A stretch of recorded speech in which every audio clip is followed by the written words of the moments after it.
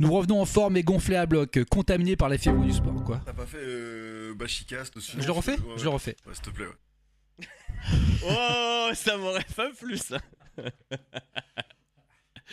Bonjour à toutes et à tous et bienvenue dans l'émission dédiée à la bande dessinée sous toutes ses formes et dans tous les genres. Vous écoutez le Bashicast.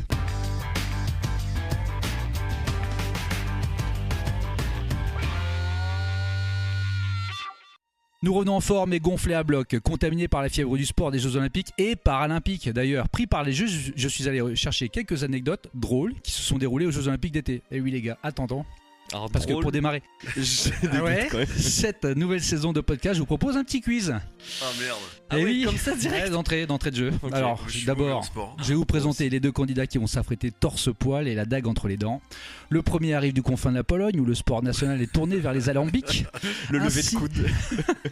Ainsi, la descente de vodka, plus réputée que les descentes d'eau vive, compte désormais une fédération polonaise qui dénombre 30 millions d'adhérents, soit la quasi-totalité de la population, car seules les personnes atteintes de cirrhose sont dispensées, bien sûr. Veuillez accueillir Max. Bonjour Max. Bonjour Laurent. Alors, c'est vacances polonaises. Ouais, c'était bien. C'était très bien. On en C'était exotique. Ouais. C'était pas exotique. Le deuxième candidat est un sportif accompli. Ses origines brésiliennes lui ont laissé un héritage génétique hors pair. Son mètre 62, ses muscles tout en discrétion, sa poussive vélocité lui confère une nonchalante apparence sur un physique pas facile, faut l'avouer, mais qui peut perturber les concurrents. Veuillez accueillir le candidat qui peut surprendre. Bonjour Fred. Bonjour, merci pour cette présentation. Ouais, j'ai rien Putain, inventé, pris cher, j'ai rien putain, inventé. Le mec il m'est passé pour passe-temps là.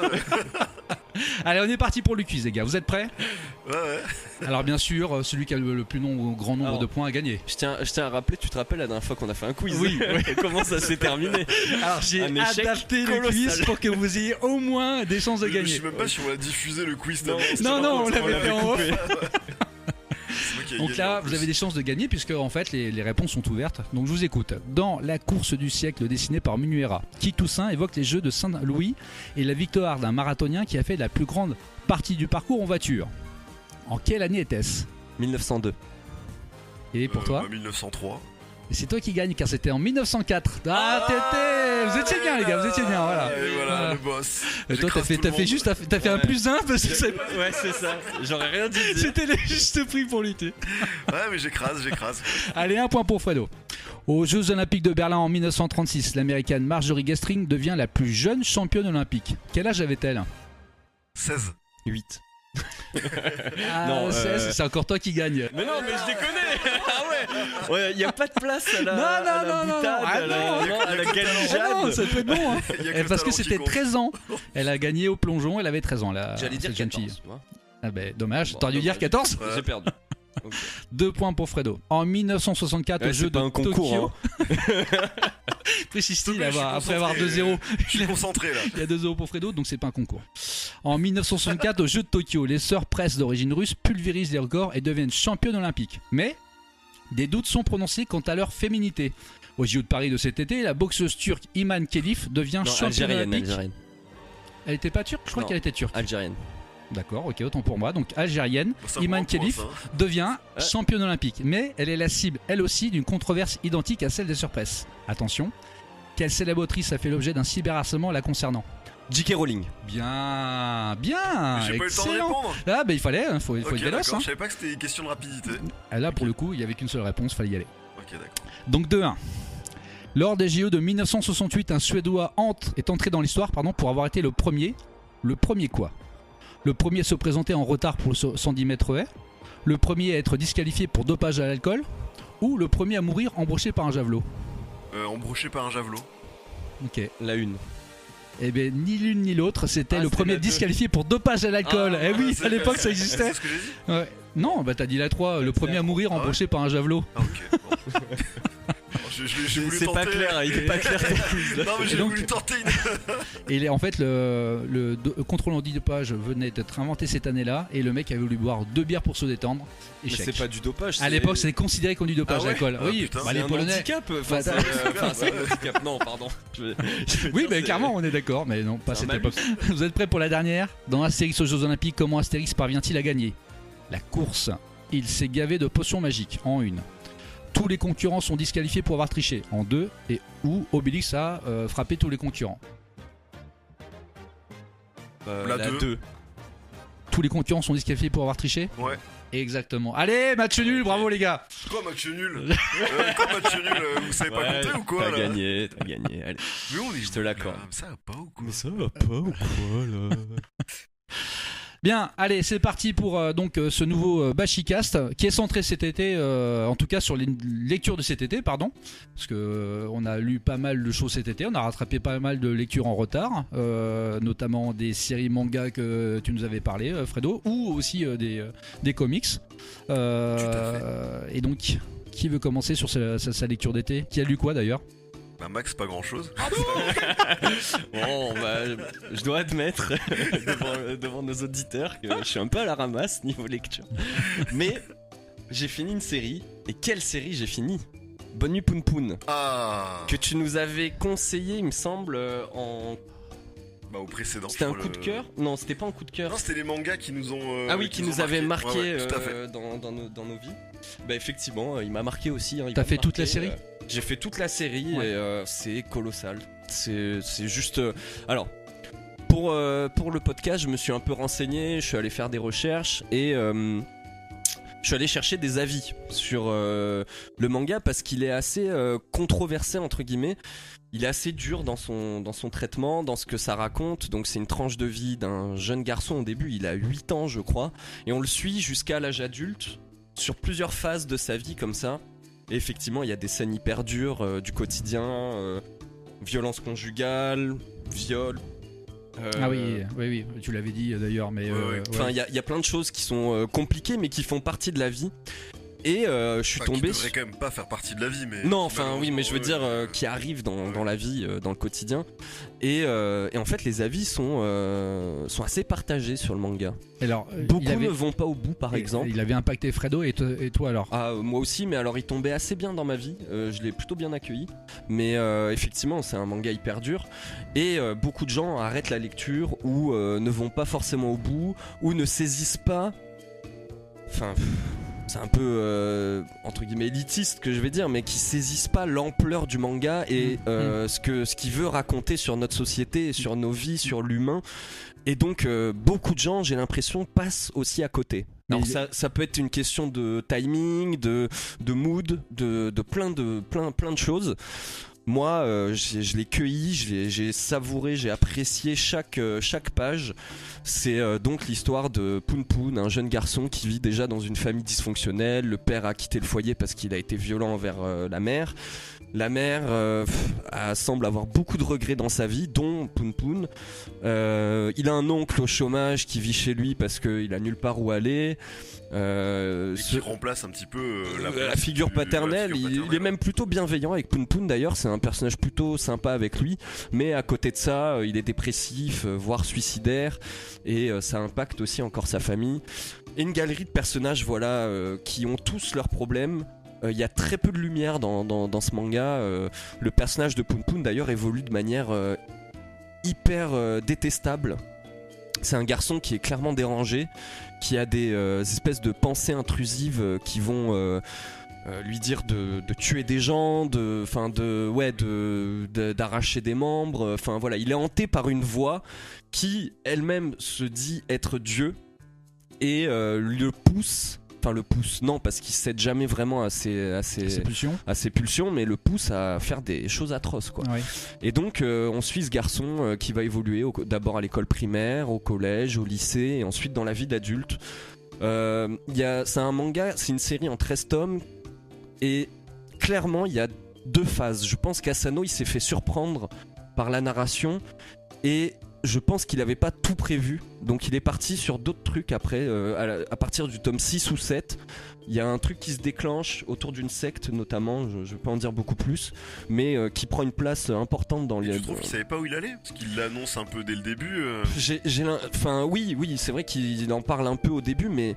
pas beaucoup, vraiment ça. Tu sais que la famille Daiko oui. partie d'une... Mais ça paraît être une anecdote comme une autre, tu vois. Ouais, il y a des personnages aussi qui balancent des secrets de famille et il va pas creuser là-dessus, Ouais. tu vois. Et donc il prend ce tournant-là. Bon, il m'a un tout petit peu perdu là-dessus, mais tout ce qui concerne Poun Poun, c'est assez affolant, vraiment. C'est criante vérité, c'est hyper puissant. Vraiment, j'ai pris une grosse claque cet été avec Bonnie Poon Poon et C'est jusqu'au dernier tome. Ah ouais, jusqu'au dernier tome. Et tu t'en as pas parlé, mais juste l'amour de sa vie en fait qui va le poursuivre. C'est ça le fil conducteur du manga en fait, c'est Aiko. Ouais, c'est ça, Aiko, qui en fait une fille dont il est éperdument amoureux, qui va être présente dans sa vie quand il est jeune, mais ensuite disparaître, puis revenir, puis disparaître, puis revenir, et c'est ça qui va ponctuer le manga avec des grosses phases du coup d'euphorie, d'extasie, de gros pics de bonheur, de gros pics de dépression aussi, mais en fait tout ce qui fait le sel de la vie quoi. Enfin voilà. Donc moi j'ai trouvé ça passionnant vraiment, et la caractérisation des personnages elle est folle.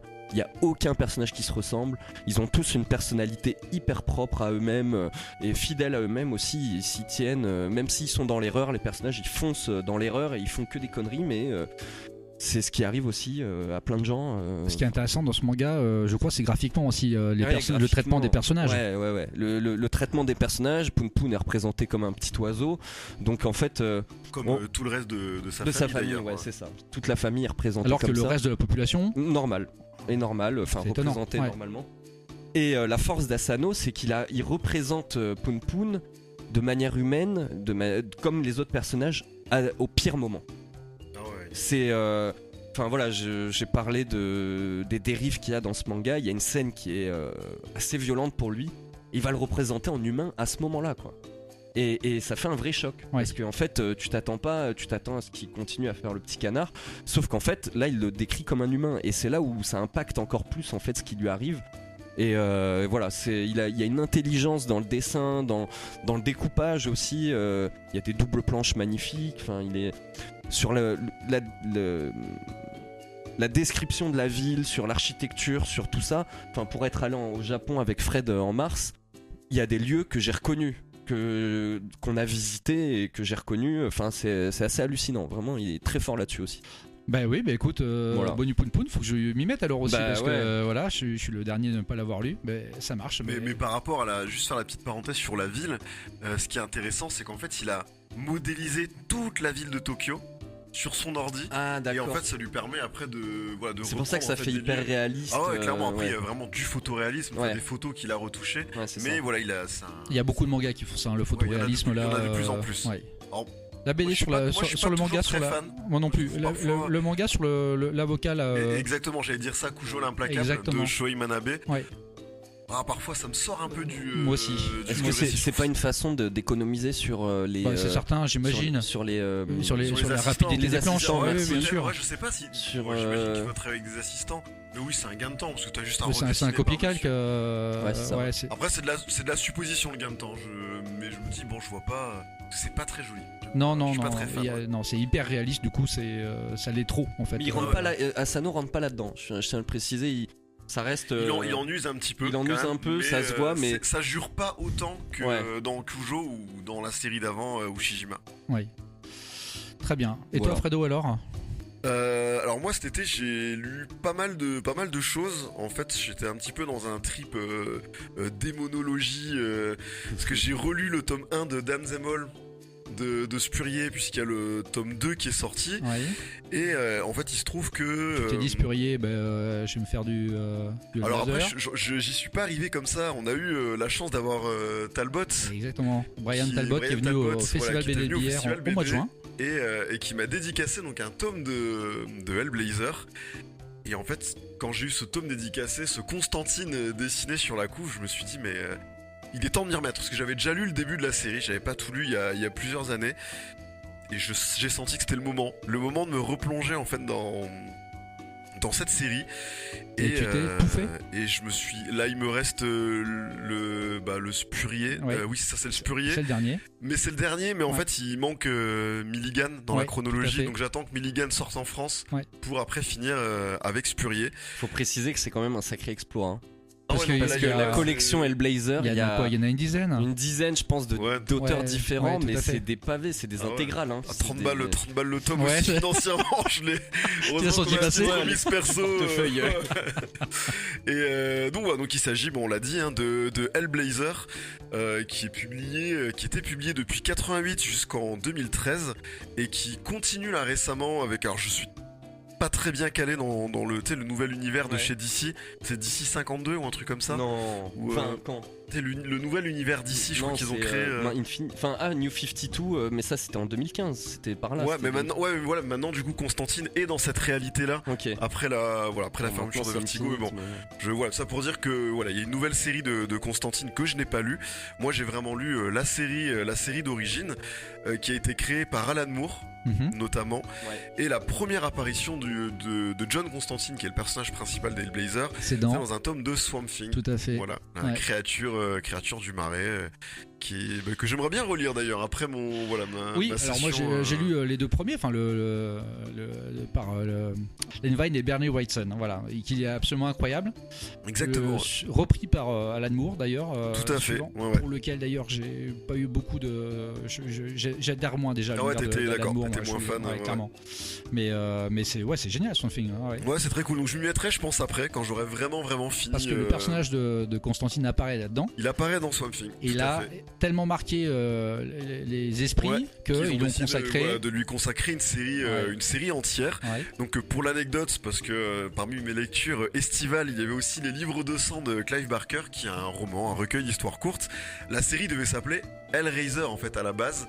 Mais comme il y a le film de Clive Barker qui est sorti, c'est juste pour ça. Ils ont été contraints de changer le nom, donc de Hellraiser, c'est devenu Hellblazer. D'accord. Donc c'est une série qui a eu énormément de scénaristes. Donc Jamie Delano, qui est le premier à avoir lancé le personnage de John Constantine. Il y a eu l'illustre Garth Ennis, Warren Ellis, Spurrier, on le disait tout à l'heure, Brian Azzarello. Enfin, ils sont nombreux en fait à avoir Paul Jenkins, Mike scénarisé. Voilà. Puis après en termes de dessinateurs, Steve Dion. Enfin, il y a vraiment des flopée artistes dessinateurs, incroyables. tout à fait. Mais Brian Dont Talbot, Brian voilà, Talbot, notamment. Et pour présenter un petit peu le perso, au look de Sting, au début, ils l'ont volontairement. Ah oui, c'est vrai. Il a les traits un petit peu de Sting. Et en fait, ça se passe de nos jours.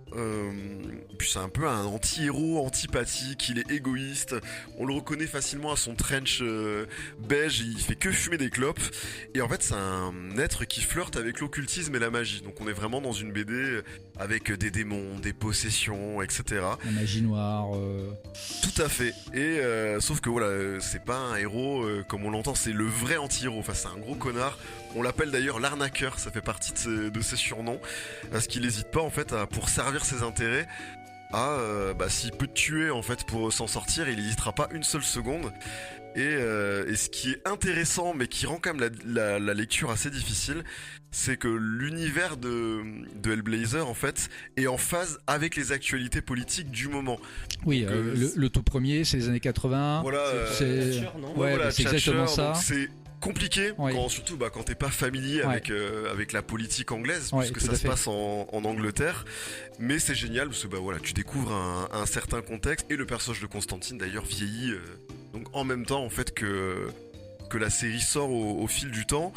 Que dire de plus si ce n'est que voilà, c'est beaucoup. Oui, il est rentré pour revenir à ses origines. Il est quand même rentré dans la magie noire avec un sacré traumatisme. Ah ouais, il y a eu Il y a des périodes de Newcastle. voilà, c'est ça, Newcastle qui a un peu ça a lancé le personnage, hein. Ouais.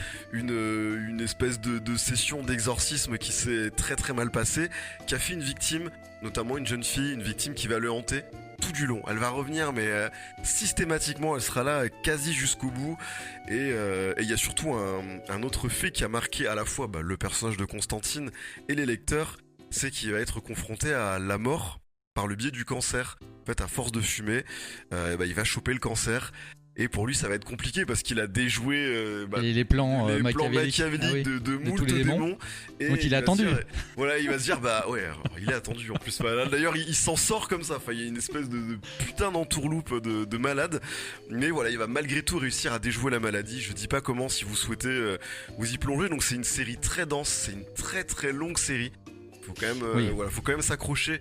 Surtout sur les premiers tomes. Les premiers tomes. Le run de Delano, ouais. il est difficile parce que le dessin... Un peu daté maintenant. Le dessin est un petit peu daté, les couleurs sont datées, le rythme est parfois un petit peu lent, mais une fois qu'on est dedans, on prend beaucoup de plaisir, on est très attaché à ce personnage, et surtout que de scénariste en scénariste, on a à chaque fois des ambiances différentes.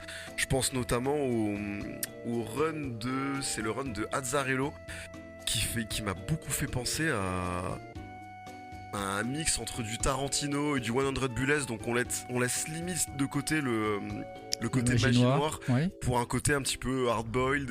D'accord. Donc voilà, je sais que ça a déplu pas mal de fans. Moi, je trouvais ça plutôt sympa. Ça rafraîchit un peu la lecture parce que je les ai vraiment enchaînés. Voilà. Ah ouais, t'as fait que ça j'ai cet été. fait que ça. J'ai fait que ça sans temps mort. Et donc c'est appréciable de changer de run, changer de scénariste. Donc on change un petit peu d'ambiance. Bout en bout, c'est bien. Incroyable. Ouais. Moi donc je connais pas la fin, hein. J'ai pas atteint le tome 300 puisque je me suis arrêté à l'arc de Mike Carey. Et mais en tout cas pour moi Mike Carey c'est le meilleur. Clairement là Ah oui, étonnant. Ouais. Je pensais que c'était Garcenis moi le. Finalement j'avais à l'époque on avait parlé j'étais sur Garcenis. Et en fait le run de Mike Carey il est énorme. De Mike Carey il est incroyable. Il est carré.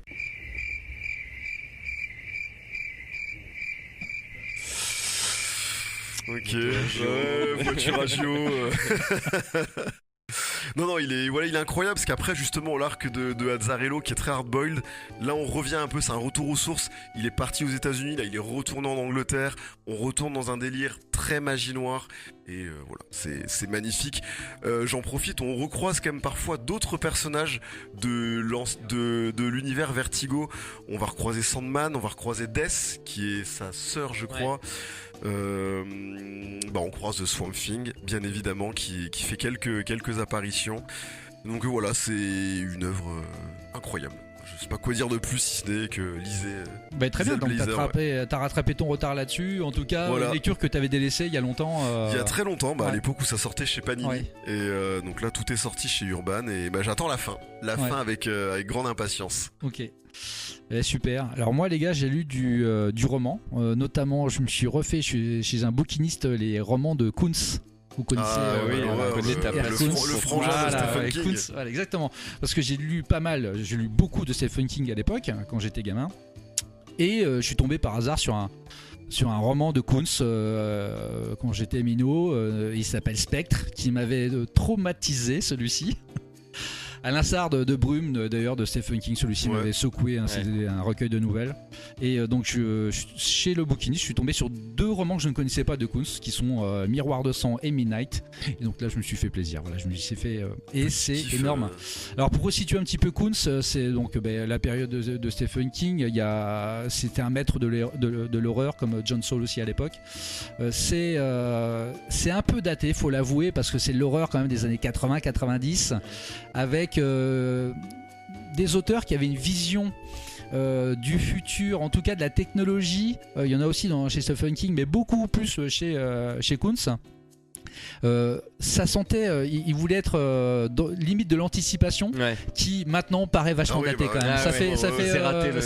C'est raté. Tu sens que voilà. Après la il s'est pas raté à l'époque, ça marchait très bien. À la relecture, tu fais ok. Des voitures volantes en 2022 aussi. Non, on n'était pas sur des trucs futuristes, mais dans l'horreur. Le cristal, la renvoie.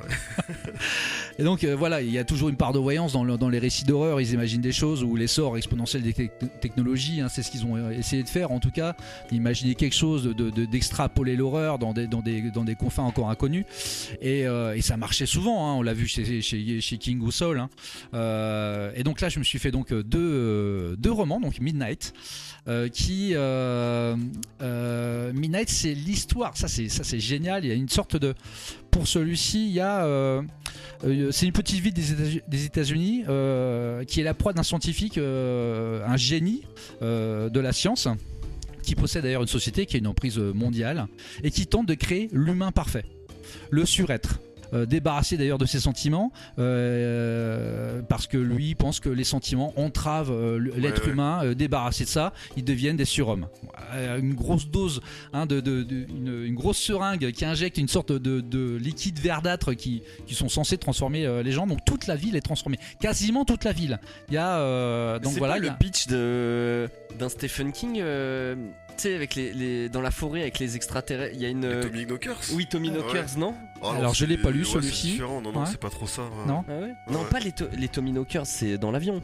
Non, c'est les extraterrestres. Ok. Non, je sais pas, ça me fait. Je pense à ça. Non. Voilà. J'ai vu le téléfilm, c'était naze. Le téléfilm, il est pas ouf. C'est comme les Langoliers. Ah oui, c'est les Langoliers dans l'avion, c'est ça. Et c'est un peu l'île du docteur Moreau, quoi. Ouais. Tu voyais un peu le genre, on veut créer le surêtre, et en fait, ça se passe pas bien sûr comme prévu. Il y a un agent du FBI qui intervient parce qu'il y a des morts qui sont retrouvés dans des circonstances complètement bizarres. Ils sont plutôt déchiquetés. Il se passe quelque chose dans la ville. J'en dirai pas davantage. Très bien. Je me suis régalé. Voilà, je me suis refait plaisir, Arnaud, sur cette Mais lecture. depuis quand dans le Bashicast on parle de romans là? Et en fait, on lit des romans. Les gens le savent pas, mais on lit des romans toute l'année. Sauf Ah non, Fred. pas lui. Mais- Ouais. Avec Clive Barker, le livre de Il en sang, a c'est lu quoi un. Il en a peut-être lu un cette année. Il en lit plus que moi. Merde, c'est un roman. Bah, tu veux qu'on en parle, les livres de sang? Allez, Et donc, il y a Miroir de sang, donc le dernier là que j'ai terminé cette semaine.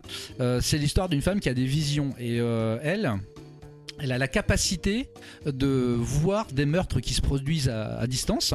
Et donc, dans ses visions, elle voit le meurtrier et elle sent aussi ce que ressent la victime.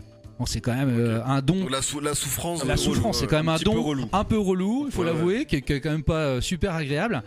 Et lors d'une séquence de meurtre qu'elle va ressentir, qu'elle va voir, elle va créer des liens avec le meurtrier. Et donc lui aussi, lorsqu'elle apparaît, lorsqu'elle a ces visions-là, lui aussi ressent sa présence. Donc voilà, il y a une relation qui s'instaure comme ça. J'en dirai pas davantage, c'est aussi puissant. Celui-là, il a l'air bien. Il est très bien, il est très bien, ouais, vraiment. Sympa, ouais. Voilà, il y a des séances de télékinésie, etc. En tout cas, Excellent. voilà, je me suis régalé avec ces deux lectures-là. J'ai lu d'autres choses, T'as on lu va en plein de parler. trucs, Mais, j'ai lu plein de trucs, mais en tout cas, en roman, j'ai fait dans le vintage un peu. Là, je me suis fait plaisir avec ces Mais deux romans-là. Il écrit toujours ou pas? Il a envie. Je Ok, crois pas qu'il ouais. écrit Il habite encore. où, Voilà. Il habite où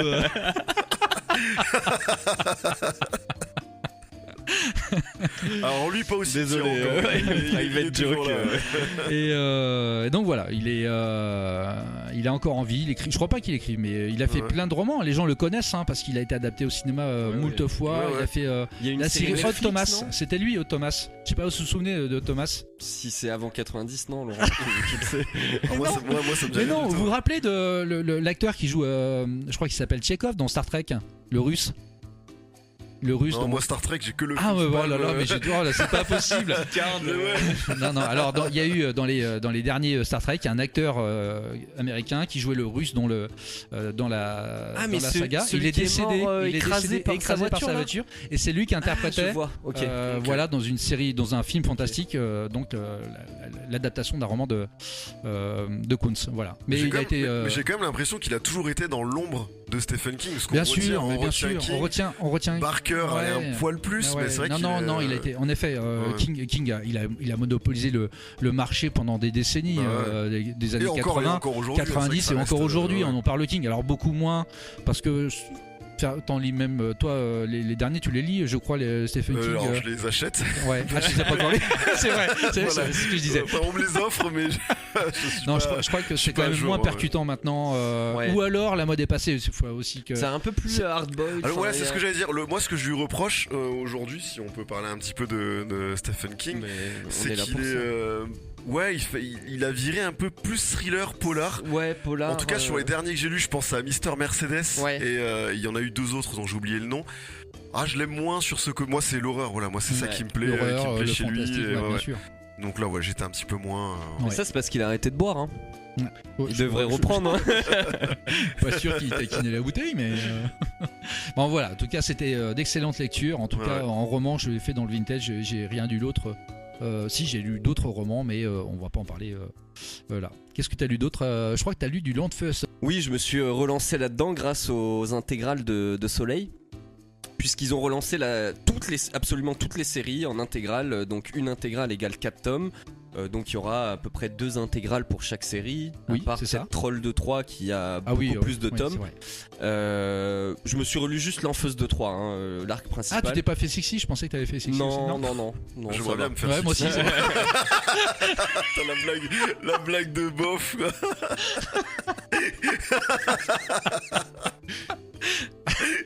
Pour ceux qui connaissent pas, Sixy est quand même un sex appeal colossal, quoi.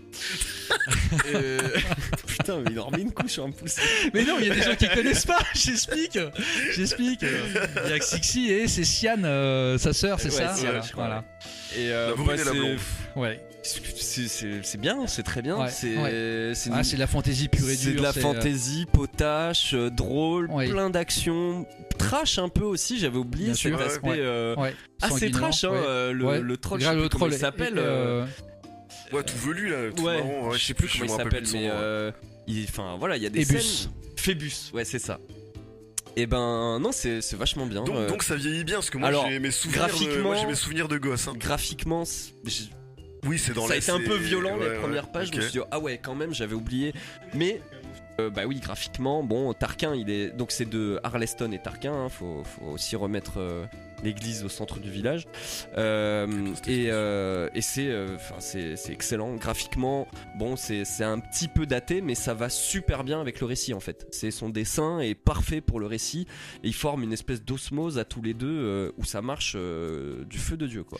Et c'est compliqué parce que c'est devenu une base de la fantasy. C'est encore un ouvrage qu'on conseille encore maintenant quand les gens veulent découvrir de la fantasy. Ceux qui connaissent la fantasy, ils l'ont dans leur bibliothèque. Ouais. C'est obligé. Ça fait partie avec, tu le disais tout à l'heure, la quête de l'oiseau du temps, Ouais. des ouvrages indispensables. Et ça commence avec l'Anfeuse de Troie. Ils ont créé un univers colossal.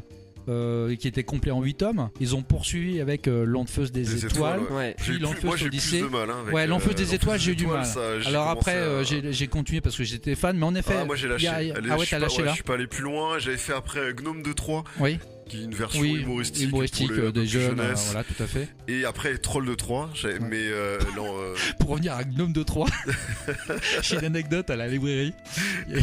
Ah oui, je Il y a sais ce une que tu maman, vas dire. il y a Ouais. une maman qui vient à la librairie pour savoir si voilà ce qu'elle pourrait acheter pour son fils qui avait 10-11 ans. Je dis bah ok, pas de problème. Un truc humoristique assez court, des petites scénettes. Ouais. Je dis bah ça c'est très drôle. Je sors Gnome de Troie. Je lui dis c'est très drôle, etc. Alors, donc il repart avec. Elle revient, je crois, le lendemain ou le surlendemain. Elle m'a incendié. c'est vrai, mais pourquoi Elle m'a pourri parce que dans le Gnome de Troie, il y a des femmes nues. Ouais, mais comme le petit Spirou, je trouve ça un petit peu. Voilà, c'est dans la même veine. Voilà, Et donc ouais. je me suis fait pourrir, c'est honteux de conseiller ça à des enfants. J'étais tout penaud. Voilà, bref. Non, mais C'était génial. chouette anecdote. Et donc voilà, c'était terminé. Bah ouais, que Ouais. dire de plus lisez l'Enfeust, hein, si vous avez jamais lu, ça vaut le coup de le faire. Les intégrales sont pas si chères en plus actuellement, donc c'est un bon moyen de rentrer dedans. Effectivement, les suites sont un peu décriées, mais il y a moyen que ça vous fidélise entre guillemets, Ouais. enfin que Oui. beaucoup de gens adhèrent Bien sûr. jusqu'au bout au Ouais. truc. C'est juste que bon, oui, ils ont pris un peu plus de liberté sur les séries d'après. Oui, parce que ils ont- à partir du ils moment où sont tu vas un peu dans l'espace. perdus, ouais, voilà, Ouais, ils sont voilà. un peu perdus, mais Voilà. ça vaut peut-être le coup d'essayer Ouais, aussi. tout à fait. Voilà, Mais, c'était une bonne ouais, expérience, ouais, c'était malgré une tout, je bonne m'étais lecture régalé, d'été, ouais, clairement, ouais, c'était ouais. drôle, c'était fun, ça m'a détendu, c'était cool. Ouais. Et ça se lit plutôt bien en plus, enfin, vraiment c'est un page turner quoi. Il y a des twists, il se Oui. passe plein de trucs. Oui, c'est bourré de clins d'œil. ouais, c'est, il y a des easter eggs tout le temps, enfin il Ouais. y a des clins d'œil, Ouais. des trucs, c'est vachement des bien. jeux de mots réussis. Ouais, Ça, il est très fort. il y a ouais, des ouais, clairement. chansons, paillards, Oui, il y c'est a vrai, des c'est trucs vrai. cool. Oui, oui. Enfin, vraiment, Oui, il y a- alors après, c'est vrai que Sian, elle en rajoute. Hein. Non, pas Sian, Non, Sixi. c'est Sixi. Sixi, Sixi, elle est terrible. caractère, Elle est ouais. terrible. Ouais. Hein, la tentatrice. Ah oui, oui. Elle disparaît d'ailleurs à un moment. Oui, parce qu'elle finit dans le royaume des comment dire, du désert. Enfin, il y a une espèce de royaume du désert et elle finit bloquée là comme caution entre guillemets pour la suite du voyage des autres protagonistes. D'accord. Voilà, et donc mais elle va foutre le bordel dans, Ouais, le, ouais, dans le dans le château toute seule, à elle toute seule. Voilà. Ouais, c'est génial. Ça me rappelle de bons souvenirs. C'était d'excellentes lectures de jeunesse aussi, Landfeust de Troyes. Puis il y a toute la série, il y a Sexy qui est sorti en intégrale, Ouais. il y a Troll de Troyes. Enfin, il y en a plein. Il y a des plein one shot, d'intégrales, il y a des ouais. intégrales one shot. Ouais. J'avoue de séries que je connaissais pas, Oui. toujours liées à l'Enfeust. Oui. Mais ça a l'air bien, ouais, ça a Ouais, l'air cool. Ouais, clairement. Clairement. Mais moi j'avais lu, je vous ai rien dit, mais petite surprise là. Surprise, motherfucker. Non, c'est vrai que je vous ai pas prévenu, mais j'ai quand même envie d'en parler. Puisque t'as parlé de romans, mais j'ai envie de parler de manga.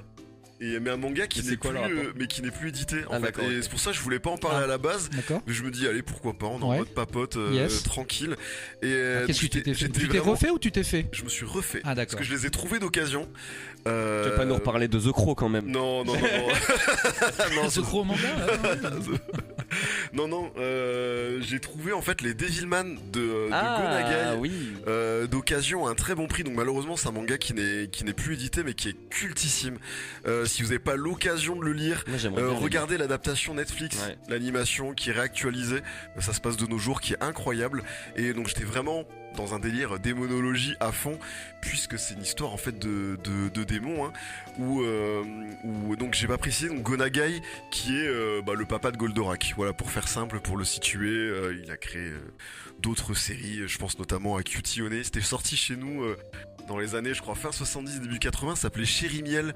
En français, je sais pas. Non, ça te. Ils ont fait la traduction. Ouais, Chéri Miel, ouais. Et donc Cutie Honey, moi j'aimais bien. En plus, elle était un peu à poil quand elle se transformait. Enfin, Putain, mais c'est Voilà, le moi, ça podcast moi ça m'avait Bigard, Les premiers émois, les premiers émois. ça m'avait moustillé dans ma jeunesse. Et donc Devilman, mais ça raconte l'histoire du personnage Akira Fudo. Il est étudiant, il est assez faible. Enfin voilà, il se fait un peu taper dessus. C'est un peu le bisu. Et un jour, en fait, il y a son ami d'enfance qui débarque et qui lui dit écoute, j'ai besoin de ton aide, il faut que tu me suives.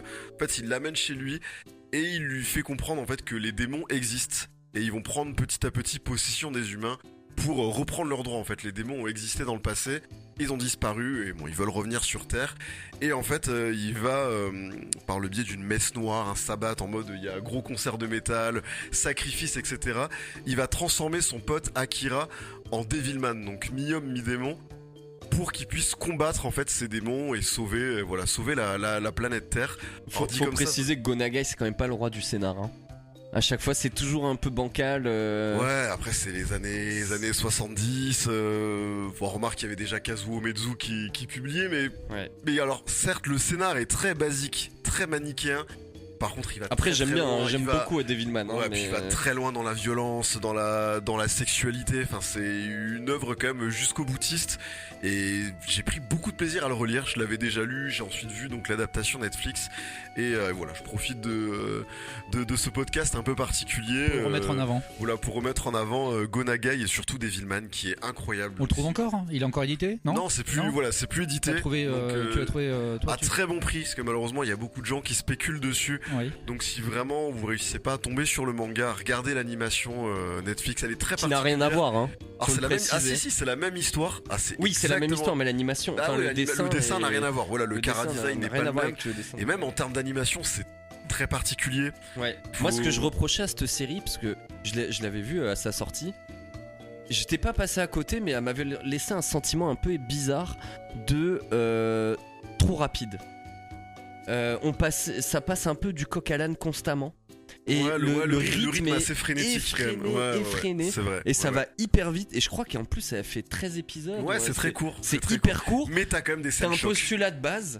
Et quand tu vois le postulat final, tu dis waouh, comment on est Ouais, arrivé ouais, clairement. à ce postulat Ouais. final alors qu'on part d'un lycéen un peu bully, un peu voilà qui se fait harceler à la fin et tu te dis waouh Mais tout est justifié. Tu comprends Oui, le plan de mais- c'est Rio, je crois, son pote. t'as pas tout le temps de tout comprendre. Ouais, ça va très tu vois, ça va ça très très vite. Mais le manga, C'est ça que j'avais un je- peu non, tu l'as reproché. pas lu le Non, le mais manga, va j'aimerais très bien, vite, hein, mais- c'est 5 tomes. Ah ouais, ok. Et ouais, ça va Ah ouais, très ok, 5 d'accord. tomes, sachant que t'as le tome 3, t'as 3-4 chapitres d'affilée. Enfin, c'est un fillers en fait. Enfin, c'est Ouais. un truc tu peux très bien le sauter. Donc la série est vraiment très courte. Ok, Et je pense donc que de base, l'anime, voilà, c'était vous déjà très respectez court. Ok. le côté Ok. frénétique du, Non, mais ok, ça du se tient. manga. Voilà, Très bien. c'est tout pour moi. Eh ben écoute, je vais terminer avec la mienne alors. Moi j'ai lu une série en 6 tomes que je n'avais pas encore lu et j'ai réparé cette erreur parce que c'est absolument génial. C'était Il était une fois en Ah France. oui. Ah oui, oui. Chez Glénat de Sylvain Vallée et de Fabien Nury. C'est une tuerie, c'est absolument génial. Quand tu sais en plus que c'est basé sur une histoire vraie, puisque ça raconte l'histoire de Joseph Joanovici, si je l'ai bien prononcé, c'est un juif roumain devenu l'homme le plus riche de France pendant l'occupation. Et donc ça raconte son histoire l'histoire. Alors c'est extrêmement romancé, c'est dit moult fois. Il a fallu combler les blancs, imaginer pas mal de choses.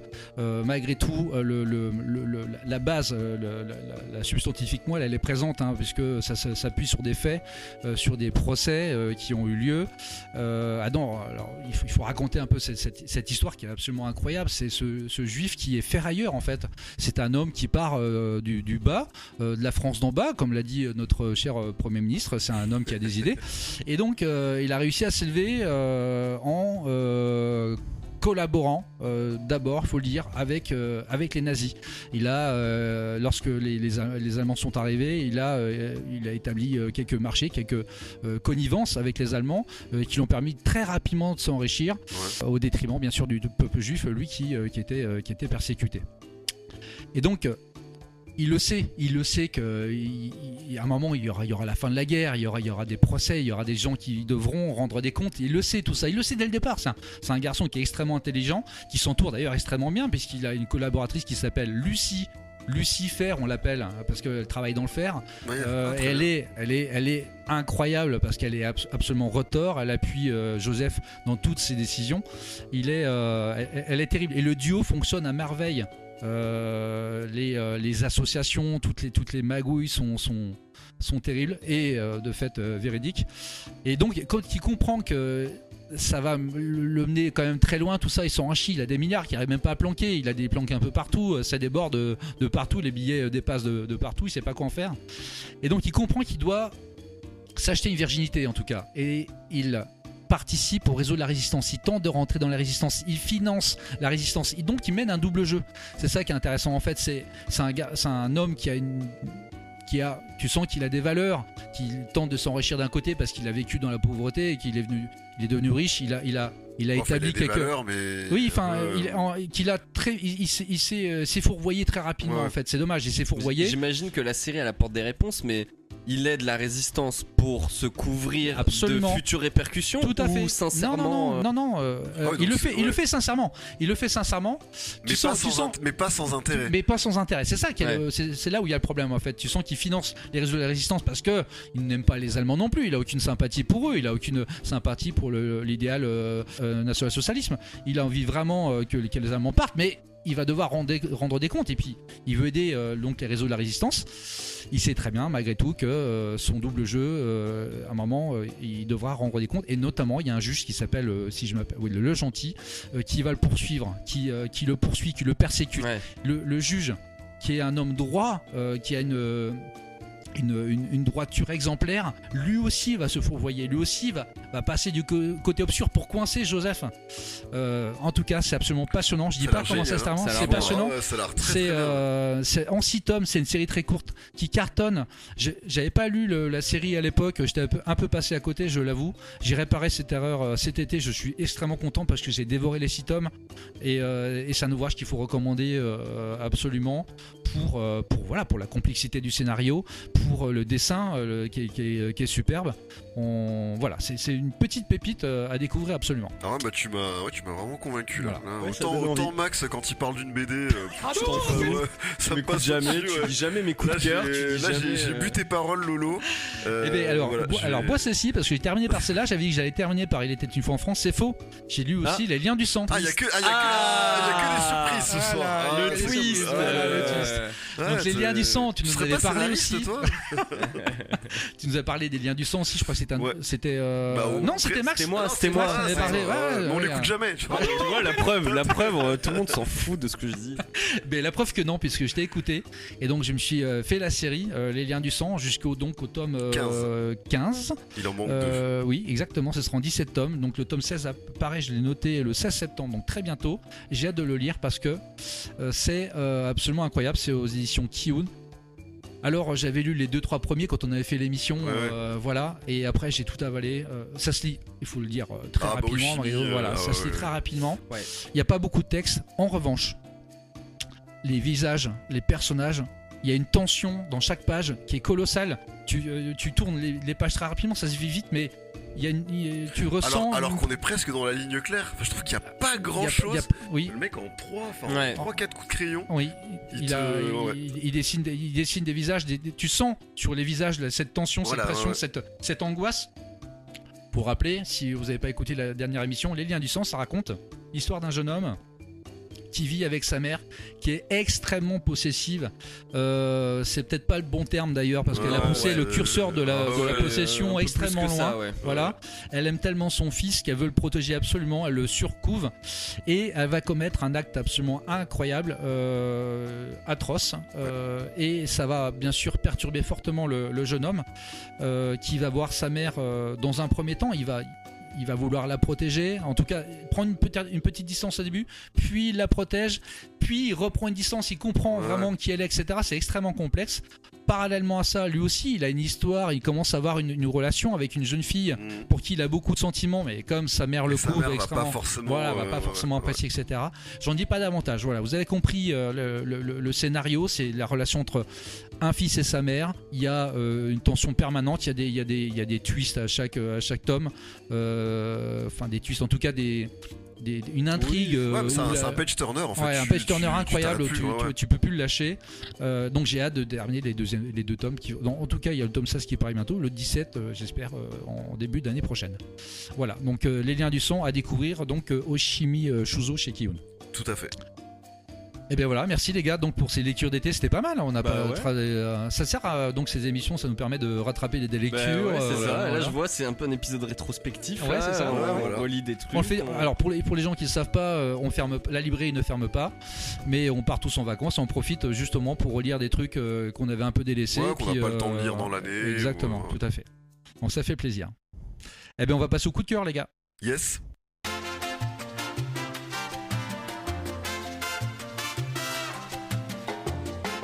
On va parler des coups de cœur les gars. Donc Max, je crois que tu as lu, je ne crois pas, j'en suis même sûr, L'Aventurier. Oui, tout à fait, d'Alexandro Tota et Andrea Settimo, c'est ça? Merci. Andrea Settimo qui est au dessin. J'arrive pas à retenir son nom. Ouais. Donc Alessandro Tota, c'est un auteur italien que j'ai connu en Indé à la base, chez Cornelius. Il avait fait Un été, un livre où des potes partent en vacances et en fait ils s'attirent des problèmes avec les mauvaises personnes, des espèces de bikers, et ça part un peu en cacahuète. Il avait aussi fait... tu parles Alessandro Tota? Oui. Qui s'appelle Caterina? Oui. Ouais. Alors plus récemment. Ouais, tout récemment. Et l'an dernier, il a fait un bouquin sur une femme. Alors c'est semi-fictionnel, inspiré d'une histoire vraie. Je saurais pas trop dire à quel point c'est vrai ou à quel point c'est faux. L'histoire d'une femme qui, dans les années 30, essaye d'intégrer le milieu du comics aux États-Unis en étant elle-même une immigrée. Enfin, elle est américaine, mais elle vit à la campagne. C'est l'illusion magnifique. Tu m'en avais parlé de celui-là. Ça, j'avais trouvé ça génial. Vraiment, oui, c'est vrai, je m'en rappelle. Très bien. Ouais. Et donc cette fille qui vient de la campagne américaine débarque à New York pour devenir dessinatrice de comics. Et en fait, en toile de fond, dans un milieu très misogyne, j'imagine. Très masculin, très misogyne, mais très réaliste parce qu'en fait, moi à l'époque à la fac, j'avais fait un mémoire justement sur l'histoire du comics et son bouquin reprend littéralement l'histoire du comics américain avec Timely Comics, avec je sais plus comment il s'appelle, mais la dualité entre Timely Comics et prochainement Marvel.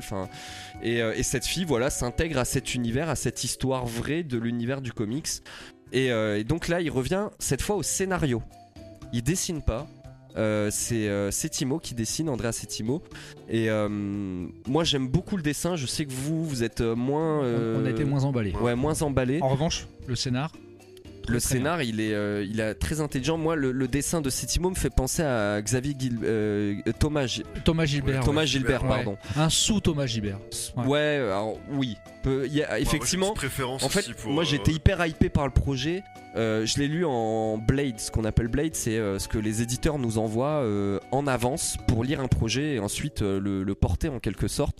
Et donc bon, c'était un papier, mais même comme un papier souple, c'était pas du très bon papier souvent, mais même comme ça j'avais apprécié la lecture. Mais effectivement là, en le réouvrant, parce qu'il vient de sortir, je le précise, il vient d'arriver en librairie, effectivement le dessin, bon, j'étais peut-être un peu indulgent, mais ça reste un très bon dessin. Moi j'aime beaucoup ce dessin là, en tout cas ce style, mais effectivement c'est souvent des visages et en toile de fond il n'y a pas grand chose, enfin voilà. Mais c'est des projets compliqués, le bouquin il doit faire 200 pages, c'est un gros bouquin, donc j'imagine que c'est compliqué de se tenir à des décors à chaque fois, des perspectives, etc. C'est donc l'histoire d'un jeune garçon qui va voir sa famille décimée par la peste. Et qui va faire la rencontre d'un roi sage, un peu devin ou voilà, qui a la capacité de voir quand les gens vont décéder. Voilà, et il lui annonce qu'il va mourir dans 1 an pile. Et en fait, à partir de là, ça va le mettre en panique. Il a un peu vu Green Knight, non Green Knight.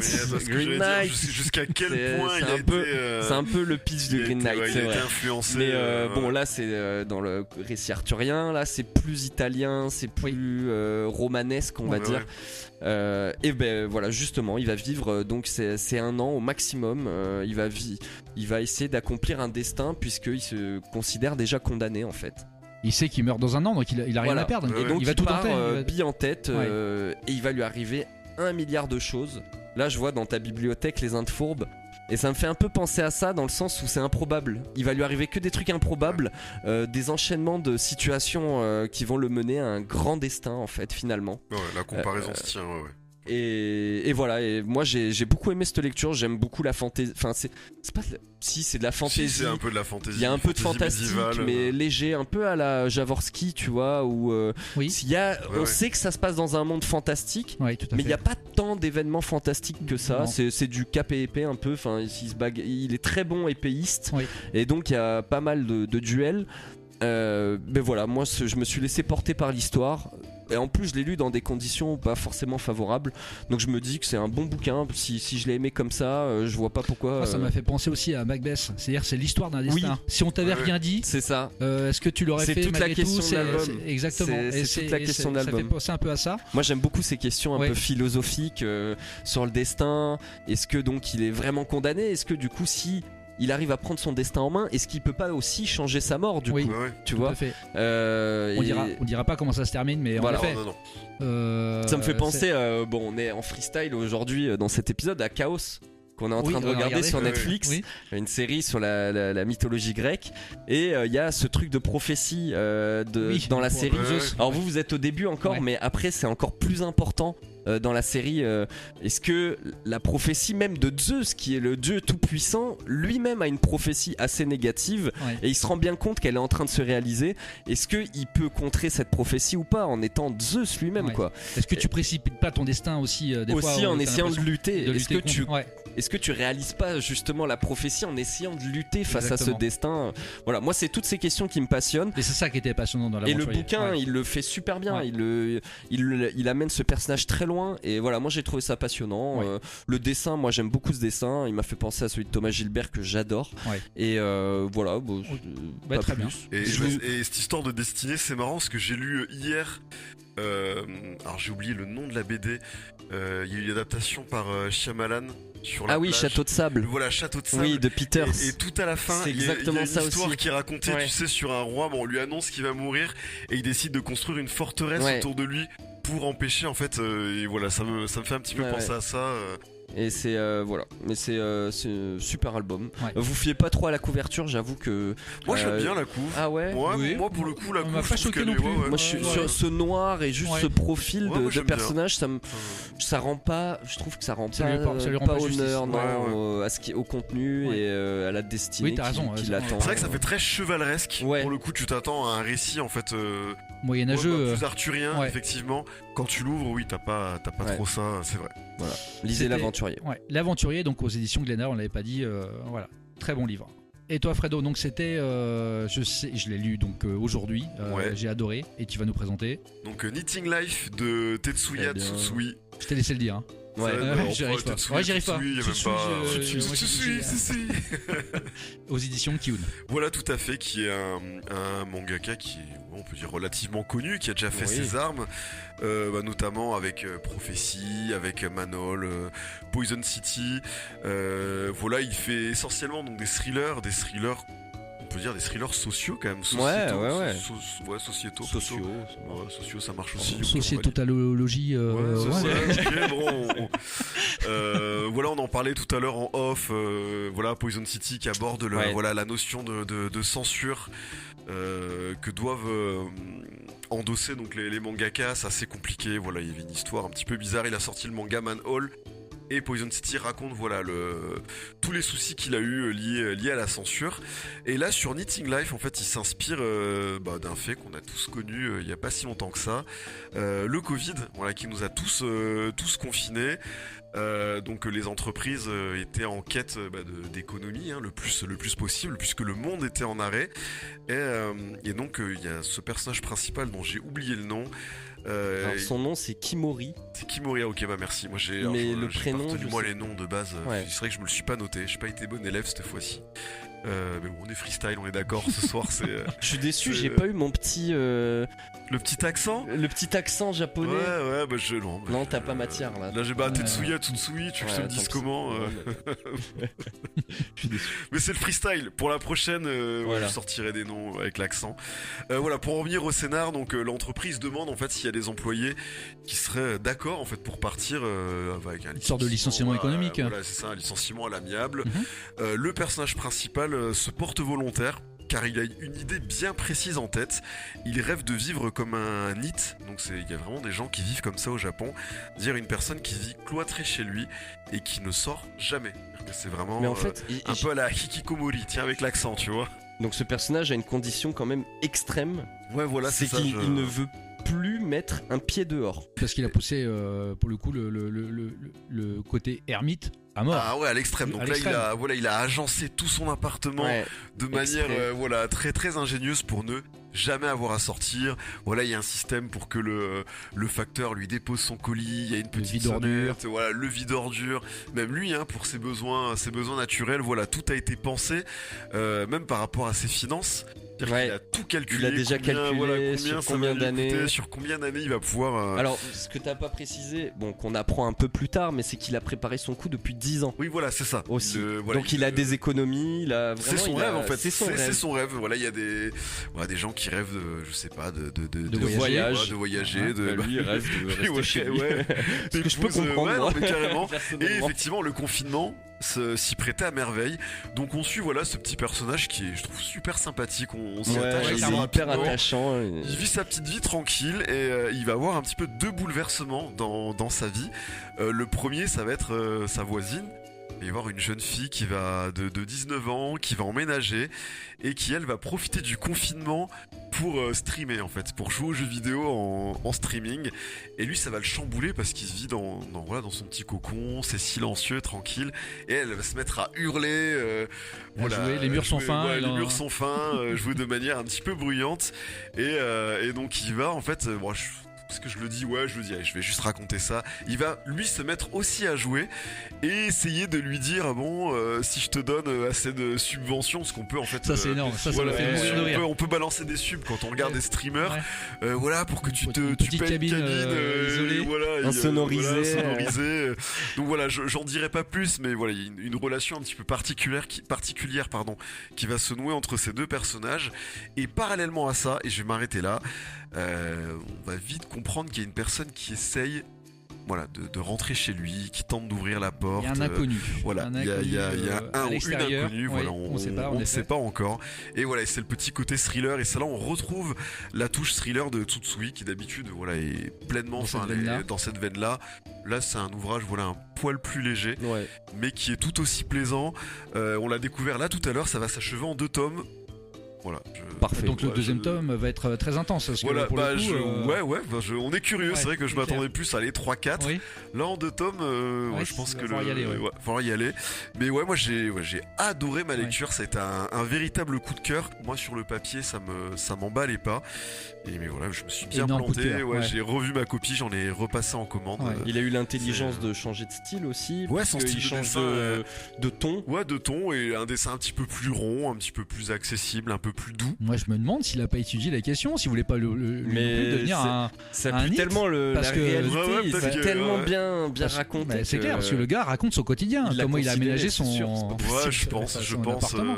Moi ce qui m'a fasciné, c'est le fait qu'ils vivent chez lui, mais il vit chez lui dans une tente. Ah oui, non, mais c'est Ah oui, vrai qu'on l'a c'est pas ça, c'est précisé. énorme, ouais, on c'est l'a même pas pas- il est pas précisé. dans- Ça, c'est colossal. Il y a une tente au milieu de Alors- sa pièce à vivre. J'ai pris il y a une double page qui revient au début et à la fin du tome, qui est un plan sur sa tente. Oui, vu Son du linge. dessus, ouais. Et ça fait une espèce de robe. Mais ouais. Ça fait une robe un peu en illusion d'optique.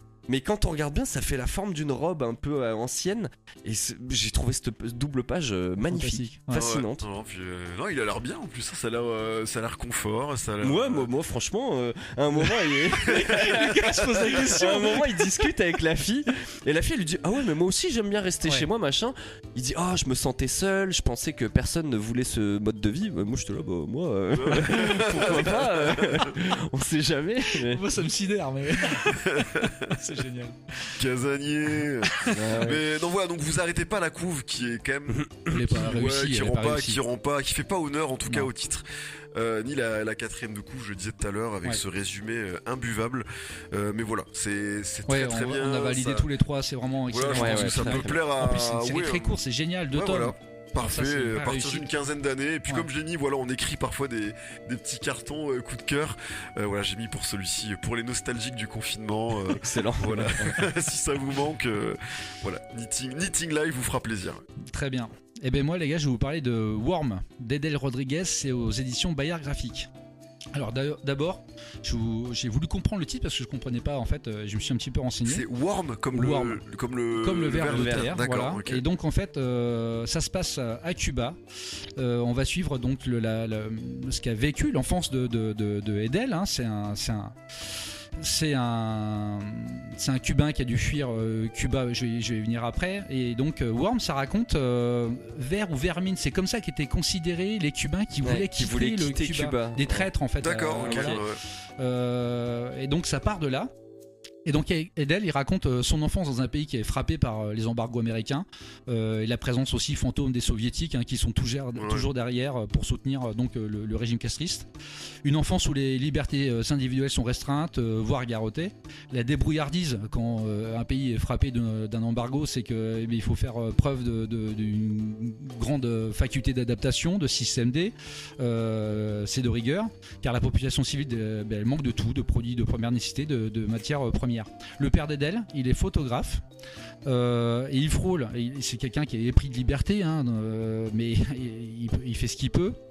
Mais il en fait trop avec ce qu'il devrait faire, il en fait beaucoup trop. Il est repéré tout de suite par le régime, tous ceux qui soutiennent la cause de Fidel Castro. Ouais. Et donc quand t'es repéré à Cuba dans ces années-là, t'es à deux doigts de finir En cigarillo. voilà, En cohiba. en emprisonnement, voire pire. La mère d'Edel, elle s'engage carrément pour tromper le monde. Elle s'engage carrément dans un comité qui vise à mettre en place les idéologies de Castro, mais aussi à pratiquer la délation des Worms. Et ils en sont là. D'accord. Les parents pour tenter de faire illusion, ils en sont là. Ils font ce qu'ils peuvent dans un village où tout le monde se surveille. Et ça, il le raconte très bien. C'est une chasse aux sorcières dans un pays dans lequel tu es né, où Fidel Castro a amené la révolution. Tout le monde y a cru au début, puis tout de suite, c'est un régime autoritaire qui s'est instauré. Et là, c'est l'enfer. C'est l'enfer pour tout le monde. Et donc, là, il faut comprendre que la famille cherche secrètement à quitter le pays. Parce qu'ils ont de la famille aux États-Unis, qui les fait rêver aussi, et la situation des parents à Cuba, elle est tellement catastrophique qu'ils ont peur pour leurs enfants. D'ailleurs, à un moment, il manque tellement de soins, etc., que Edel manque de mourir. Il a, je raconte pas, enfin, j'ai parlé davantage, mais il a une maladie où il est à deux doigts de passer l'arme à gauche. Donc voilà, donc ça raconte ça de manière très puissante. Le graphisme d'Edel, il est extrêmement puissant. Donc il raconte son enfance dans son pays qu'il a toujours aimé. Il doit fuir ce pays avec ses parents. Ça a été un moment, il y a eu une fenêtre qui a été ouverte pour les Cubains qui voulaient fuir le Cuba. Et donc ils ont été encadrés par l'armée où ils devaient tout laisser sur place, ils devaient absolument rien emporter, juste leurs vêtements sur eux, et même pas distribués aux voisins, etc. Tout était donné à l'État. Ouais. Les Cubains qui voulaient quitter donc le pays étaient mis dans des camps gérés par des militaires. Ce passage dans le livre, il est extrêmement poignant parce qu'il faut voir les conditions dans lesquelles ils sont détenus en attendant le bateau, est-ce qu'il va venir, est-ce qu'il va pas venir, est-ce que finalement c'est vraiment une fenêtre qui est ouverte pour quitter le pays ou est-ce que c'est autre chose. Ouais. Ils savent pas, ils ont peur et donc ça c'est extrêmement poignant, c'est extrêmement terrible. Bien sûr, s'il y a une suite, si Edel raconte ça, c'est qu'ils ont enfin pu quitter le pays. Donc, c'est une histoire c'est une histoire vraie. Mais Tout ça, c'est une histoire vraie. C'est autobiographique. C'est pas un tome 1, c'est d'accord, un one shot, c'est un roman graphique. D'accord, ok. C'est un roman graphique qui raconte donc ce qu'a vécu la famille et donc ils ont réussi à fuir Cuba. Arrivés aux États-Unis, ils ont une situation de migrants et ils sont plutôt bien accueillis d'ailleurs par les Américains dans un premier temps. Les Américains développent tout un système pour recevoir. C'est une terre d'accueil et donc ils arrivent, ils sont bien accueillis, on leur donne à manger, on les soutient, on les loge, enfin bref, il y a tout un système qui est mis en place pour recueillir ces migrants. Maintenant, il faut quand même se construire dans un pays qu'on ne connaît pas du tout, on ne connaît pas la langue. On a une situation de migrants, est-ce que toute la population américaine les soutienne? Rien n'est moins sûr. Donc on suit tout ça, l'évolution d'Edel qui arrive très jeune, je crois qu'il a 11 ans quand il arrive aux États-Unis et donc après il tente de se reconstruire, il y parvient très bien. Il va devenir d'ailleurs un graphiste très reconnu, il va travailler pour des grands magazines et il va arriver ce qu'on connaît tous, qu'on a tous connu, et on ne sait pas où on va aller là sur les prochaines élections présidentielles américaines, mais la candidature de Donald Trump au présidentiel, ce qui est un véritable traumatisme pour lui, parce qu'il a l'impression de revivre le traumatisme qu'il a vécu gamin à Cuba. Il voit en Donald Trump un nouvel homme autoritaire qui, bien sûr, il le dit dès le départ, d'ailleurs il va l'appliquer dans sa politique, avec non-accueil des migrants, le mur mixi, voilà, c'est extrêmement fort pour lui. Il va d'ailleurs produire des dessins de Donald Trump qui vont être publiés à la première du Time. Et ça va être la bête noire d'ailleurs de Donald Trump, Edel Rodriguez. Voilà, ça raconte tout ça. Le graphisme il est incroyable parce qu'il a une patte graphique qui est unique. C'est pour ça que c'est un roman graphique incroyable, on voit pas ça tous les jours. Et donc j'ai été happé par l'histoire, par ce récit là. C'est extrêmement émouvant, vous avez la larme à l'œil assez souvent. Voilà, c'est une puissance, je le dis tout de suite, c'est un roman un ouvrage qui va être très important d'ici la fin de l'année et voire à Angoulême, j'en suis persuadé. Il va marquer des points très rapidement. Il est absolument incroyable. Si vous voulez, il y a toute proportion gardée. On peut penser aussi à Maus de Spiegelman. Ah oui, d'accord, toute proportion gardée. Ah ouais, d'accord.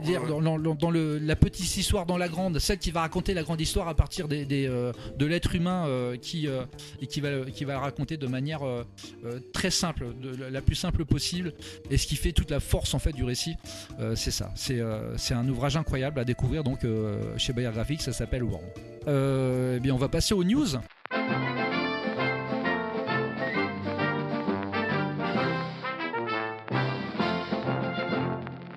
On passe au Bashi News, donc je vais vous présenter les titres attendus du mois de septembre.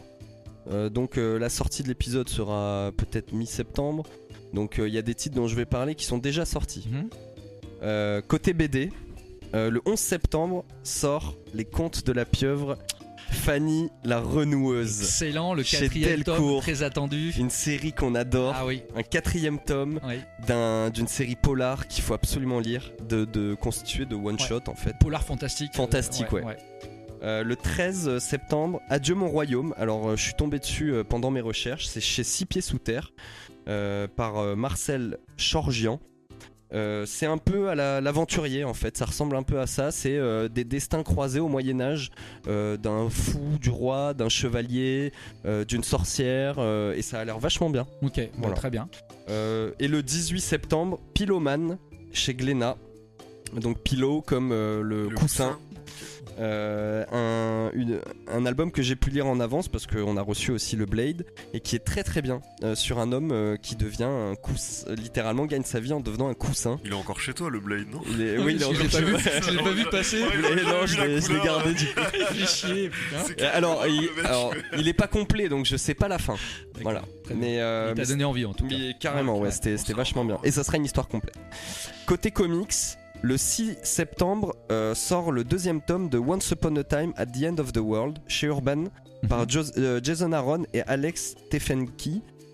C'était une histoire que j'avais bien aimée, post-apo, que j'avais préparé que j'avais lu pour le podcast Urban. Oui, Podcast Urban. Paris, Crossover, voilà. Oui, tout à fait. Et donc c'est l'histoire post-apo de 2 jeunes qui se retrouvent dans un monde complètement dévasté. Un jeune garçon timide, scientifique, très inventif, qui invente des choses pour se défendre, et une fille très bourrue, très guerrière, qui a dû fuir une espèce de secte. Et voilà, donc la suite qu'on attend. Suite et fin, c'est ça? Non, je sais pas. Non, D'accord. ça je sais pas. Le 11 septembre sort Poussière d'os chez Delcourt par Ben Steinbeck. C'est un récit de science-fiction aussi post-apo, alors c'est un hasard, qui m'avait pas mal intrigué juste sur la couve et sur le pitch. Donc à suivre potentiellement. Le 25 septembre sort le tome 3 de Friday par Ed Brubaker et Marcos Martin. Putain, ça, c'est attendu aussi. Un titre qui est très important pour nous, mais Laurent va vous en parler dans un instant. Ouais. Côté manga, le 18 septembre sort Ace of Diamond par Yuji Terajima chez Mangetsu. Ouais. Alors moi j'avais regardé l'animé, Ouais, c'est sur du baseball, Ouais. c'est génial. C'est Aowashi-esque. Ouais, alors c'est plutôt Awashi qui est Ace of Diamond-esque. Oui, si on resitue la chronologie. Mais c'est très bien. Ouais. Et ça va être des tomes épais. Hein. Ouais, des tomes doubles. Ouais. Le même jour sort Jadugar de Tomato Soup chez Glénat. Et le 27 septembre pour finir Pineapple Army d'Urasawa et Kazuya Kudo chez Kana. Voilà, c'est une ressortie, donc là on aura toute la série, trop bien, trop bien. Voilà, pour moi c'est tout. Ah bah, c'est déjà pas mal. Hein. Après, il y a plein de choses que t'as pas dû dire parce que. Oui, alors effectivement, à chaque fois je choisis donc 3 albums en BD, en comics, en manga. Ouais, il y a beaucoup plus de choses. Ouais, attendez-vous à une fin d'année colossale. Là, on a préparé avec les représ la fin d'année et ça va être énorme. Ouais, ça va être énorme, c'est clair. Eh bien, on va passer à l'actualité Bashi.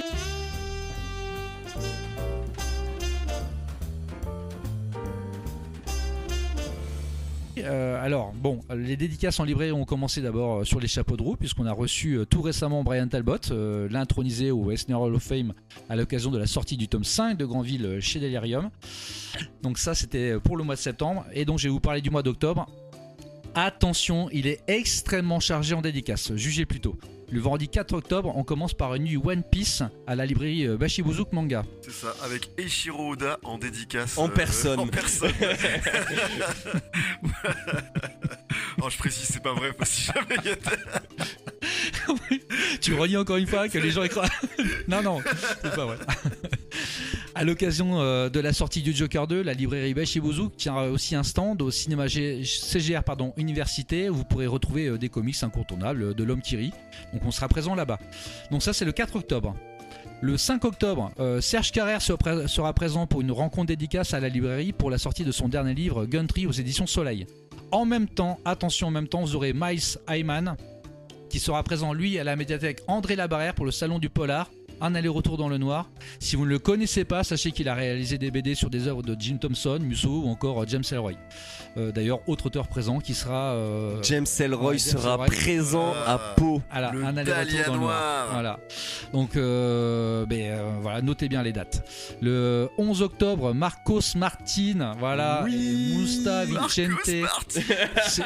C'est rock'n'roll ou quoi là?